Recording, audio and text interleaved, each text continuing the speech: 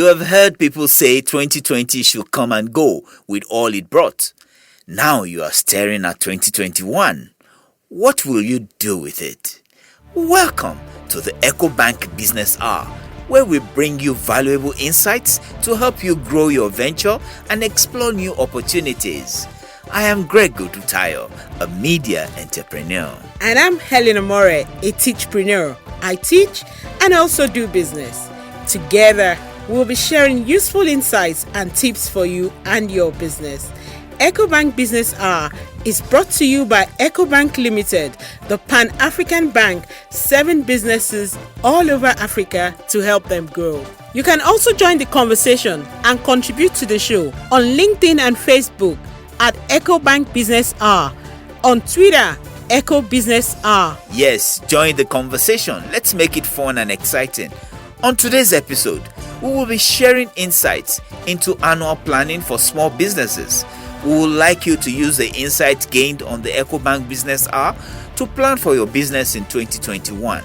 Identify trends in the environment that could aid or be a threat to our business in 2021 and help us to take informed decisions on our businesses and ultimately engage with Ecobank on how to help your business grow. Ecobank is your SME banking partner. So Helen, what will you do with 2021 now that it is here? For me, it is to stick to my plans for 2021 and make contingencies, because 2020 did not go as I planned. So I learned a lot from what happened in 2020.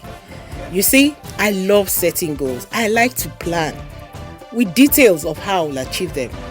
But nothing worked as I planned in 2020. So now I've learned to add detailed scenario planning in very concrete terms.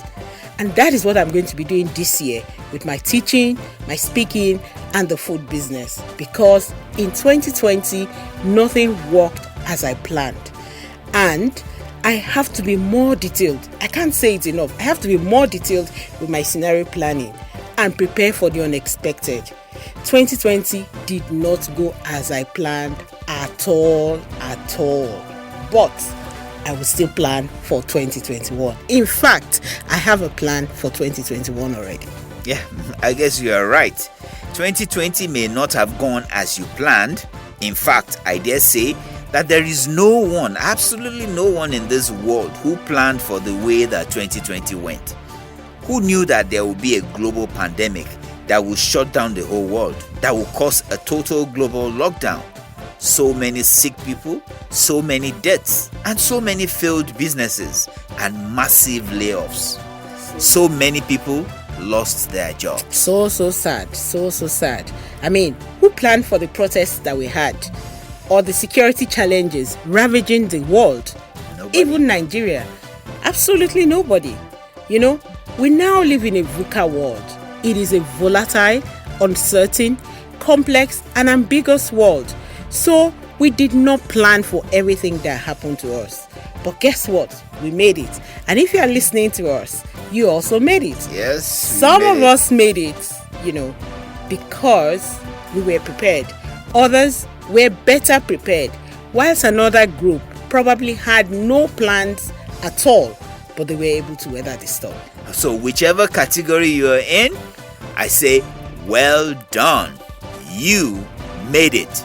Welcome to 2021. Yeah, welcome to 2021. We have to plan for the year. We have to plan for the future. We have to plan for this year. No matter what 2020 gave us, we have to plan short term, medium term, and long term. Because without a plan, I tell you, Greg, anything and everything will be a surprise. Yep. You must be clear on where you are going if you don't want surprises. If you take a survey or a poll, you are likely to discover that it is those who had concrete plans that were able to manage all the volatilities that came with 2020. COVID-19, NSAS, forex fluctuation, multiple increases in prices of fuel, spikes in food prices, all costs went up in 2020, and it was a total nightmare. Yeah, a major nightmare, and that's why we have to be prepared. we really have to plan. Because if you don't know where you're going, any road will take you there. And if you fail to plan, you are in essence planning to fail. So Helen, tell me, when we say planning has to be 360, what do we mean? 360 degrees planning. It means you have to plan for everything. It means you have to plan for yourself, your business, your career, your family, your social life. People don't plan for their personal lives. They just let things happen. Yeah. So you have to plan for your finances, even your health, your physical and mental health, your emotional health. Plan. Exactly. So we are humans, and we live in a world where we have different roles and responsibilities. One role must not suffer because of the other. We must find a rhythm that helps us stay on mission to achieve our personal goals and our vision. You're dropping so many things here. We need to stay on a mission to achieve personal vision and set goals. How is that different from a New Year resolution? You know that at this time of the year, people are talking about resolutions, what they want to stop doing and what they will start doing. True. And they believe that this will help them achieve better. Well, although I have some reservations about this, I believe we should be disciplined about our plans and stay on course to achieve them, especially as a business owner. I don't want people to just come and share some, jargons and fancy words that will not help my business grow or advance my career in any way. Advance. Yeah, you're right. You're right. That's why I'm saying that when you plan, you have to take everything into consideration. I'll give you an example. For instance, there are some people who say they are serial entrepreneurs. They have like 3 businesses. Tell me about it. You can find somebody who is supplying food items and is a personal shopper. She has another one where she's selling clothes and gift items. She has a third one where she runs the cleaning services because she had the equipment, right? And at the same time, this person is married with 2 children and 1 husband, and also running an online master's degree program. That is a lot for one person to be doing. Tell me. Exactly. Because if that person doesn't have some sort of structure or plan around all these activities, they will just be busy 24/7 and everything will be an emergency. And they will burn out very quickly. A lot of business owners are like that, especially those ones who are small. Because they say that don't put all your eggs in one basket, you must have multiple streams of income. You find people running 4 or 5 businesses at once with no plans. I've seen it. This table you are shaking, Helen. We see this every day in Nigeria. And at the end of the year, you have worked so hard and you have no reserves or money to show for it. If you want to be prosperous and you're a small business owner, you must sit down and plan.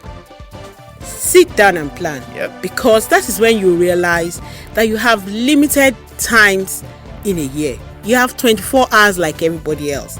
And so you must know where to best channel your energy so that you can be profitable. There's no point having a business that is not profitable. You are burnt out, you are tired. You must have a plan that can help you be prosperous and also live in good health and have a family life. The thing here is we need to bring this planning home. Make it real and practical. So Helen, how can a small business owner or a startup plan for the year? Where do they start from? How can they do a simple plan that will help achieve their goals? Break it down for us. Okay, let me answer your first question. Making it concrete. When you say making it concrete, it means for me, you have to look at your life and your business. There must be a marriage of the two. People tend to plan their career very well. You find people very successful with their career. But when they start running businesses, especially when it's small, and it's just a one-man person, the promoter is everything, they struggle. They are usually not as strategic or rigorous. So that makes it difficult for the business to grow. And so it is important that structure has to come in, because without a plan, without a structure or a vision, you will struggle. So whatever your business is, you have to have a very clear plan for 2021. I'll give you an example. Now you keep saying concrete. Let me give you an example, right? For instance, if you have set your goals for 2021 that look, one, I want to ensure I have a happy family with 2 children excelling in academics and sports and anything else. You want to have a holiday in one country, could be Africa, maybe Kenya. You want to invest in 5 hectares of land. You want to buy shares. You want to earn profits of 10 million from the 3 businesses. You want to complete an MBA plan. Greg, these are concrete plans, right? These are very concrete goals. And if you have listed these goals, I have something called Fiber, which I used to do my own plan for 2021. I call it Fiber, F-I-B-A. Family goals, investment goals, business goals, then achievement or academic goals. Okay, Helen. So I have done my Fiber goal planning. That's my family goals, my investment goals, my business goals, my academic goals. I've done the planning. The next question will be, what should I do to achieve these goals? How do I go about it? Okay, so planning is number 1. Number 2, you now have to follow it up with concrete execution. Okay, so you have to ask yourself some questions. For your business, number 1, this business I run, how will I run it so I can make a profit of 10 million? Remember you set a goal for 10 million, Greg. Yeah. How will I run it? Was I profitable in 2020? Because if you set a goal to be profitable this year, you have to check what you did last year. Exactly. What did we do? Should we be doing the same thing or change some of the things we are doing? And then you ask yourself, what will you change? Is it a growing sector? Should I stay or exit? What worked? What did not work? You have to audit your performance. That is the beginning of planning. So Greg, for you keep asking me, is it real? I can ask you a few questions now. When you wrote your own goals, did you check what happened last year? Yeah. Did you check what happened to your business? That